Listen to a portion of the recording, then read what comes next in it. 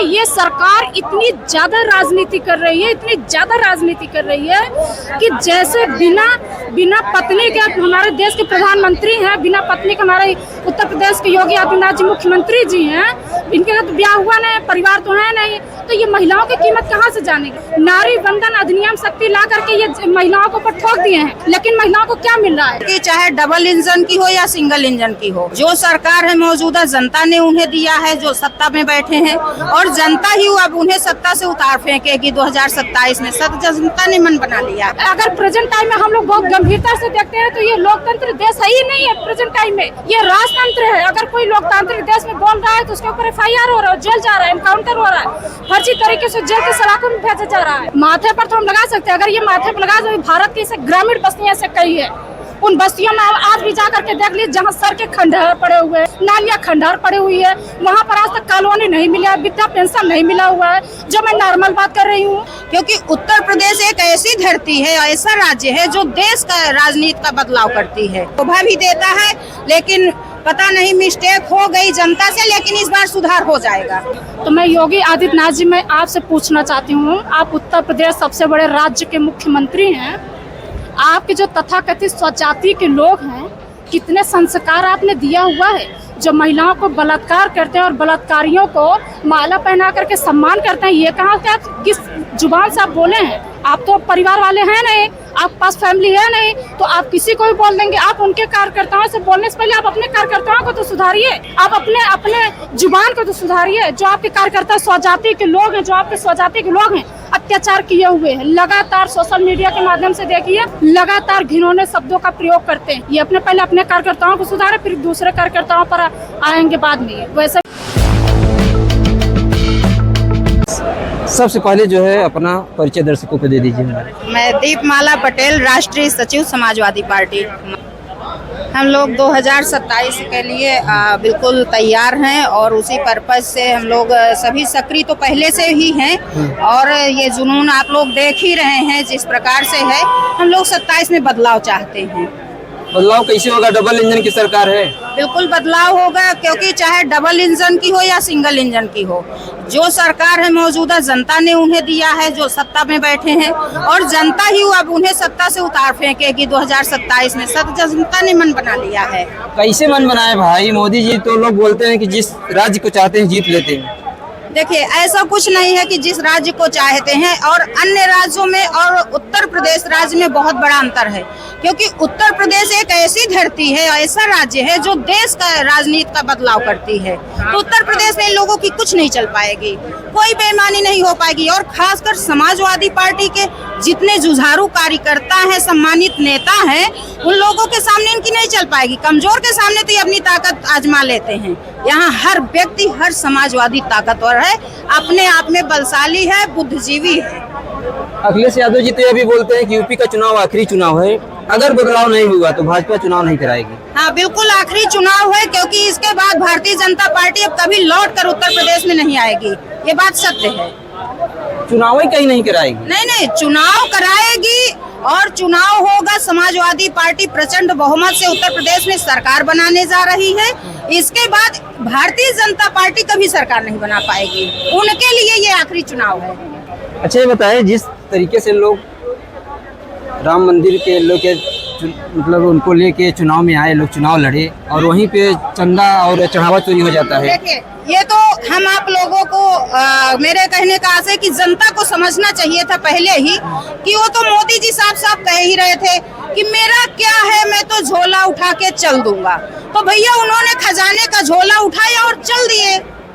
इसमें कौन सी नई बात है भाई? चंदा जो है लोग चढ़ाते हैं तो भगवान जी तो लेंगे नहीं, तो वही लोग लेंगे ना, तो ले गए। तो वही लोग अगर लिए होते तो SIT कहाँ गठित किए?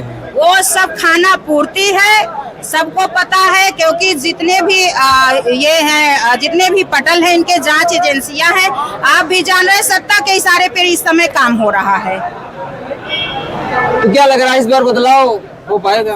बिल्कुल बदलाव होगा। प्रचंड बहुमत से समाजवादी पार्टी सरकार बनाने जा रही है, और मैं इसके लिए आप सबको अग्रिम बधाई भी दे रही हूँ। योगी जी के विषय में क्या कहेंगे आप? देखिए भैया, योगी जी का काम था मंदिर में बैठना, लेकिन उन्होंने सत्ता संभाल लिया तो जिसका जो काम होता है वो वही कर पाता है, उसको वही शोभा भी देता है। लेकिन पता नहीं मिस्टेक हो गई जनता से, लेकिन इस बार सुधार हो जाएगा। ठीक है, धन्यवाद। आपका नाम? मैं advocate Anuradha Ambedkar, Allahabad Civil Lines में। क्या कहेंगे अखिलेश यादव जी किस दौरे के लिए? देखिए, अखिलेश भैया अपने सभी समर्थकों, अपने कार्यकर्ताओं और अपने क्षेत्र में लगातार निरंतर मेहनत कर रहे हैं, लेकिन इस मेहनत को हम उस नज़रिए से देख रही हूँ जिस नज़रिए में सरकार जब नाकाम होती है तो कानून व्यवस्था को बड़े गलत तरीके से दुरुपयोग करती है। कानून व्यवस्था तो ठीक चल रही है ना? कानून व्यवस्था अगर इतना ही ठीक चलता तो हर दिन, डिजिटल दुनिया का जमाना है, हर दिन हत्याएं, बलात्कार और तमाम प्रकार के अपराध ना होते जो सोशल मीडिया के माध्यम से देखी जाती है, एनसीआरबी की रिपोर्ट के माध्यम से देखी जाती है। तो कहाँ ये कानून व्यवस्था पे नजर रखे हुए हैं? आप सोचिए, इस सरकार में कानून व्यवस्था, न्याय व्यवस्था, पूंजीवाद व्यवस्था, अर्थव्यवस्था, राजनीतिक व्यवस्था, हर एक व्यवस्थाओं में भ्रष्टाचार पूरी तरह से भरा हुआ है। भ्रष्टाचार के खिलाफ कोई व्यक्ति आवाज उठाता है तो इस सरकार के अगर स्वजाति के लोग हैं, अगर वह भ्रष्टाचार के खिलाफ आवाज उठाने वाला व्यक्ति अनुसूचित जाति का है तो खासकर उस पर यह सरकार पूरी तरह से पत्थर फेंक करके शोषण का शिकार बनाती है। यह सरकार पूरी तरह से लोकतंत्र को लात मार करके ये राजतंत्र पर हावी हुई है। अगर प्रेजेंट टाइम में हम लोग बहुत गंभीरता से देखते हैं तो ये लोकतंत्र देश ही नहीं है। प्रेजेंट टाइम में ये राजतंत्र है। अगर कोई लोकतांत्रिक देश में बोल रहा है तो उसके ऊपर FIR हो रहा है, जेल जा रहा है, एनकाउंटर हो रहा है, फर्जी तरीके से जेल के सलाखों में भेजा जा रहा है। आप देखिए, तमाम ऐसे समाजवादी पार्टी के वरिष्ठ नेता हैं जो जेल के सलाखों में, वही बीजेपी के ऐसे तमाम कार्यकर्ता हैं जो फर्जी पासपोर्ट हो, चाहे फर्जी आई कार्ड हो, चाहे फर्जी पैन कार्ड हो, उन पर कार्रवाई नहीं हो रही, जेल के सलाखों में नहीं जा रहे। तो ये क्या है? कानून व्यवस्था का दुरुपयोग हो रहा है कि नहीं? क्यों करते हैं ऐसा वो लोग? कौन? यही जो आप बोल रही हैं, जेल वगैरह होती है, ऐसा क्यों? मैंने आपसे पहले ही कहा कि लोकतांत्रिक देश में इस वक्त लोकतांत्रिक रूप से देश चल ही नहीं रहा है। इस वक्त तो राजतंत्र से देश चल रहा है, तो कहाँ से संभव हो पाएगा? मतलब कहने मतलब है जो सवाल उठाता है उसको जेल? बिल्कुल होता है, जेल होता ही है। आप सोशल मीडिया के माध्यम से देख रहे हैं, बिल्कुल देख रहे हैं। समाजवादी जेल होल से नहीं डरता है। और वैसे भी एक भैया, मैं आपसे थोड़ा सा कहना चाहूंगी कि एक समय था कि जब डॉक्टर भीमराव अंबेडकर बाबा साहब ने भारत में संविधान लाया था तो उस समय रानी के पेट का ऑपरेशन कर दिया गया था और ये बात सामने आई थी संविधान लागू होने के बाद कि राजा अब मतदान के पेटी बॉक्स से पैदा होगा। तो वही स्थिति अब फिर आएगी। जो ये लोग बेईमानी कर ले रहे हैं वो अब उसका भी इलाज हो जाएगा इस 2027 में, और अब लोकतंत्र से ही राजा बनेगा, बेईमानी से नहीं। लोग तो बोलते हैं कि आदमी, जनता चिल्लाती रहे, जब चुनाव आएगा तो फिर हम बिहार की तरफ फिर पैसा फेंक देंगे। नहीं, हर राज्य में अंतर होता है। महिलाएं, राजनीति में इनकी कोई दाल नहीं, इस चीज में महिलाएं बहुत आगे हैं। बिल्कुल, यहाँ की दाल नहीं गलेगी भारतीय जनता पार्टी की। उत्तर प्रदेश ने करारा जवाब देगा। महिलाएं निरंतर मेहनत कर रही हैं, महिलाएं निरंतर संघर्ष कर रही हैं, महिलाएं आगे निकल रही हैं, लेकिन महिलाओं के नाम पे ये सरकार इतनी ज्यादा राजनीति कर रही है, इतनी ज्यादा राजनीति कर रही है कि जैसे बिना पत्नी के हमारे देश के प्रधानमंत्री हैं, बिना पत्नी के हमारे उत्तर प्रदेश के योगी आदित्यनाथ जी मुख्यमंत्री जी हैं, इनके साथ ब्याह हुआ नहीं, परिवार तो है नहीं, तो ये महिलाओं की कीमत कहाँ से जानेंगे? नारी बंधन अधिनियम शक्ति ला करके ये महिलाओं को ऊपर ठोक दिए हैं, लेकिन महिलाओं को क्या मिल रहा है? महिलाओं के पतियों को दारू के ठेका पे खड़ा करके या महिलाओं की राजनीति कर रहे हैं। आप सोचिए, विद्यालय तो 4 बजे बंद हो जाता है और आप देख रहे हैं विद्यालय लगातार, ऐसे कई विद्यालय जो बंद हो रहे हैं, लेकिन ऐसे कई विद्यालय क्यों बंद क्यों कर रहे हैं लोग? ये सरकार पता नहीं क्यों बंद कर रही है। सरकार इसलिए विद्यालय बंद कर रही है कि बच्चे पढ़ेंगे, लिखेंगे, शिक्षित होंगे, सरकार से जवाब मांगेंगे, सरकार से जवाब करेंगे। लोग तो बोलते हैं कि ये सरकार रोजगार और शिक्षा देने में आगे है और आप बोल रहे हैं कॉलेज स्कूल बंद हो रहा है। अगर सरकार रोजगार देती तो हर साल छात्र आंदोलन, प्रोटेस्ट हर दिन ना होता, हर साल ना होता। कितने छात्रों की हत्या हो जाती है। अगर छात्रों को ये रोजगार देता है तो ऐसे ऐसे छात्र हैं जो आज सुसाइड कर रहे हैं। क्यों कर रहे हैं? इसका सबसे बड़ा जिम्मेदार ये सरकार है। ये सरकार छात्रों को अधिकार न देने के बजाय, छात्र दिन रात मेहनत करते हैं, जो छात्र अपनी आर्थिक स्थिति को मजबूत करने के लिए, भारत के भविष्य के लिए संघर्ष करते हैं, उस छात्र को ये सरकार ऐसे शोषण करती है, इनडायरेक्ट शोषण करती है। वो छात्र मजबूरन फांसी लगा लेते हैं। सुसाइड क्यों कर रहे हैं? इसका जवाब सरकार दे ना। सरकार क्यों नहीं जवाब दे रही? अगर ये सरकार रोजगार दे रही है तो छात्र आंदोलन क्यों हो रहा है? आप सोचिए, इस सरकार में इतनी भ्रष्टाचार चरम सीमा पर है कि पेपर लीक इतना ज्यादा हो रहा है कि सरकार के पास पता ही नहीं है पेपर लीक कहाँ से हो रहा है। अब आप सोचिए, पेपर लीक हुआ तो इस पर ये पेपर लीक करने वालों को सजा नहीं मिली, बल्कि भारत के हर एक नागरिक को सजा मिली, यानी कि टेलीग्राम ऐप ही बंद कर दिए गए। ये कहाँ तुम्हारा रणनीति है भाई? ये कौन सा तुम्हारा दिमाग है? ये कौन सा तुमने कानून लाया है? ये सरकार दोषियों को सजा नहीं देगी, बल्कि उस दोषी के पकड़ने के बजाय उस दोषी को अपने घर में बैठा लेगी सरकार, उस दोषी को टिकट दे देगी, लेकिन पूरी जनता को, भारत के हर एक नागरिक को सजा देने के लिए तैयार होती है। अभी आप सोचिए, सफाई कर्मी के भी तीन चार प्रकार के पेपर लीक हुए हैं जिस पर सरकार गंभीर नहीं हुई। एक अभी दिल्ली का न्यूज आया, कल ही 2 सफाई कर्मी की दर्दनाक सीवर में मौत हो गई। अब क्या सरकार सफाई कर्मी, जितने भी सफाई नगर निगम में अधिकारी बैठे हुए उस पर कार्रवाई करेगी? नहीं करेगी। ये सरकार पूरी तरह से आत्मा को अपने मार डाली हुई। ये सरकार पूरी तरह से इंसान के नाम पर कलंक है। देश के प्रधानमंत्री नहीं है, बल्कि वह एक देश का एक विक्रेता है जो देश को बेच खा रहा है। चाहे वो जिस्म से खा रहा हो, चाहे व्यक्ति की जान से खा रहा हो, चाहे व्यक्ति की भविष्य से खा रहा हो, चाहे महिलाओं की सम्मान के साथ खा रहा हो। आप सोचिए, हर दिन महिलाओं के बलात्कार हो रहे हैं, हर दिन महिलाओं के साथ शोषण हो रहा है, हर दिन महिलाएं लगातार मेहनत कर रही हैं, लेकिन ना महिलाओं को रोजगार मिलती है और ना ही महिलाओं को सम्मान के लिए उन अपराधियों को सजा मिलती है। आप सोचिए, जिस देश के बलात्कारियों को माला पहना करके देश के बीजेपी के कार्यकर्ता लोग माला पहना करके स्वागत कर रहे हैं, और प्रधानमंत्री उस बीजेपी के लोग किस बात से कहते हैं महिलाओं की राजनीति करते हैं? किस बात से महिलाओं की बात करते हैं? जो सरकार महिलाओं के साथ बलात्कारियों को माला पहना करके सम्मान दे रही है, वो सरकार कहती है हम महिलाओं को सम्मान करेंगे। झूठ है, सबसे बड़ा झूठ है।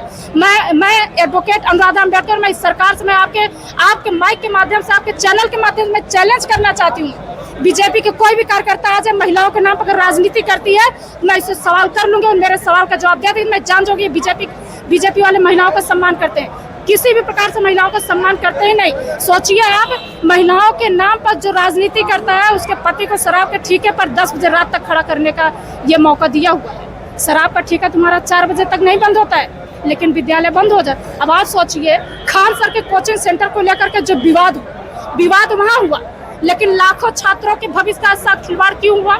सोचिए, बच्चे कितनी मेहनत करके ये सरकार पास पूंजीवाद की व्यवस्था है नहीं। अब वैसे भी जो सरकार अर्थशास्त्र की किताब पढ़ा नहीं होगा तो अर्थव्यवस्था की बात करेगा कहाँ से? जिसको बोलने का तरीका ना हो वो अर्थव्यवस्था की बात करता है। कितने गरीब छात्र हैं जो पाई इकट्ठा करके, मजदूरी करके, उनके माँ बाप उनका फीस इकट्ठा करके कोचिंग सेंटर में फीस दिए होंगे, लेकिन आज वो सभी इलाहाबाद के हमारे ऐसे कई कोचिंग सेंटर है जो सील कर दिए गए। ये बिल्कुल हाँ, सील हुआ है। क्यों सील किया गया भाई? ये मैं सरकार से जवाब आ रही हूँ, सरकार क्यों सील किया? जहाँ पर घटना हुई है, बिहार राज्य का मामला है, तो तुम यूपी में आकर के क्यों सजा दे रहे हो छात्रों को? ये कौन सी तुम्हारी साजिश है? ये कौन सी तुम्हारी नाकामी है? इसका मतलब भाजपा वाले बोल रहे थे कि लखनऊ में जो है कोचिंग में आग लग गई, इसलिए हम लोग लखनऊ में कोचिंग में आग लगी है, तो ये अपने अधिकारी को सजा क्यों नहीं दे रहे हैं? ये अपने अधिकारी को सजा दे कि उनके अग्निशमन विभाग के लोग, ऊर्जा मंत्री लोग क्यों इतना लापरवाही करते हैं? अगर भाई आप जाइए, ऐसे तमाम जगह देखेंगे जो लापरवाही चरम सीमा पर होती है। जब उस पर कोई कंप्लेन करने जाएगा तो उसको भगा देते हैं, मार के भगा देते हैं। ये इनके अधिकारियों की रवैया है। ये अपने अधिकारियों पर कार्रवाई नहीं करेंगे, ये जनता को सजा देंगे। इसीलिए मैं कह रहा हूँ, लोकतांत्रिक देश में राजतंत्र चल रहा है। संविधान को ये तो ठेंग दिखा दिए। संविधान के नाम पे, अम्बेडकर साहब जी के नाम पे ये वोट मांगते हैं। वोट मांगने के बाद ये संविधान, आप कैसी बात कर रहे हैं? मोदी जी तो संविधान को अपने माथे लगाते हैं। माथे पर तो हम कुछ भी लगा सकते हैं भैया, माथे पर तो हम लगा सकते हैं। अगर ये माथे पर लगा, भारत की ग्रामीण बस्तियां से कई है, उन बस्तियों में आज भी जाकर के देख लीजिए, जहाँ सर के खंडहर पड़े हुए हैं, नालियाँ खंडहर पड़े हुई है, वहाँ पर आज तक कॉलोनी नहीं मिला, वृद्धा पेंशन नहीं मिला हुआ है। जो मैं नॉर्मल बात कर रही हूँ, ये बताइए सरकार कहाँ से विकास की बात कर रही है? कहाँ ये कह रही है कि हम संविधान को माथे पे लगा लेते? अरे तुम संविधान को अपने सर पे रख लो, ये नहीं मायने रखता है। आप संविधान को सम्मान कितना देते हो, संविधान में लिखे अधिकार को उस बस्ती तक कितना पहुंचा रहे हो, ये मायने रखता है। आप उस बस्ती तक कोई अधिकार पहुंचा नहीं रहे हो जिस बस्ती के लिए बाबा साहब ने दिन रात मेहनत किया है, जिस जाति के लिए बाबा साहब ने दिन रात मेहनत किया है। आज वैसे से तमाम आदिवासी समाज के लोग हैं जो लाखों वोट है, ये लाखों वोट ले लेते हैं, लेकिन आदिवासी समाज में अपनी परछाई तक नहीं दिखाने जाते हैं। क्यों नहीं दिखाते हैं? ये कैसा संविधान की सम्मान करते हैं? ये सबसे बड़ा धोखेबाज है, ये झूठे हैं, नंबर 1 पे झूठे हैं। क्या चाहते हैं आप 2027 विधानसभा चुनाव को लेकर आप लोग क्या चाहते हो? देखिए सर, जनता पूरी तरह से जाग चुकी है। जनता जागी, जनता से ज्यादा महिलाएं जागरूक हुई हैं, क्योंकि मैं महिलाओं से ये निवेदन करूंगी कि इस बात को याद रख लेना, अगर आपके खाते में 10,000 आए, चाहे 20,000 आए, चाहे 15 लाख आए, चाहे 20,000 आए, चाहे 5 किलो राशन आए, इसके इस बहकावे में मत आना, क्योंकि अगर आपको 5 किलो ये राशन देंगे तो आपकी जिंदगी बर्बाद कर देंगे। इनके 5 किलो राशन के बहकावे में ना आकर के 27 में समाजवादी पार्टी की सरकार बनाए। सरकार हमें इसलिए नहीं बनानी है कि हमें अपना मुख्यमंत्री अपने पसंदीदा चाहिए। हमें सरकार इसलिए बनानी है कि अर्थव्यवस्था, पूंजीवाद व्यवस्था, कानून व्यवस्था, न्याय व्यवस्था और तमाम प्रकार की जो व्यवस्थाएं हैं उस पर सुधार हो सके। कानून व्यवस्था बेहतर तरीके से सुधार हो पाए, अर्थव्यवस्था सुधार हो पाए, जो पूंजीपतियों को पूरी तरह से जिम्मा मिलता जा रहा है इस पर सुधार हो पाए। योगी जी के बारे में क्या कहेंगी? योगी जी क्या बात करें, योगी नंबर 1 को है, उससे क्या बात करें? हम क्या उसके बारे में बात करें भाई, जिनको बोलने का तरीका ना हो। जो अभी हाल ही में बोले कि अखिलेश यादव जी की बेटी के ऊपर जिन्होंने टिप्पणी किया उस पर हमने कार्रवाई करा दिया है। उसके बाद अगर FIR किए थे, FIR करा दिए हैं। अब और अखिलेश यादव जी के जो भी समर्थक हैं, जो भी कार्यकर्ता हैं, वो अगर कोई ऐसा अभद्र भाषा बोलते हैं तो उनको बुला दीजिए, हम सुधार देंगे। तो मैं योगी आदित्यनाथ जी, मैं आपसे पूछना चाहती हूँ, आप उत्तर प्रदेश सबसे बड़े राज्य के मुख्यमंत्री हैं, आपके जो तथाकथित स्वजाति के लोग हैं, कितने संस्कार आपने दिया हुआ है? जो महिलाओं को बलात्कार करते हैं और बलात्कारियों को माला पहना करके सम्मान करते हैं, ये कहाँ से आप किस जुबान से आप बोले हैं? आप तो परिवार वाले हैं नहीं, आप पास फैमिली है नहीं, तो आप किसी को भी बोल देंगे। आप उनके कार्यकर्ताओं से बोलने से पहले आप अपने कार्यकर्ताओं को तो सुधारिए, आप अपने जुबान को तो सुधारिए। जो आपके कार्यकर्ता स्वजाति के लोग हैं, जो आपके स्वजाति के लोग हैं, अत्याचार किए हुए हैं, लगातार सोशल मीडिया के माध्यम से देखिए, लगातार घिनौने शब्दों का प्रयोग करते हैं। ये पहले अपने कार्यकर्ताओं को सुधारे, फिर दूसरे कार्यकर्ताओं पर आएंगे बाद में। वैसे भी 27 तक इंतजार करें, 27 में इनकी कुर्सी जाने वाली है। ठीक है, धन्यवाद।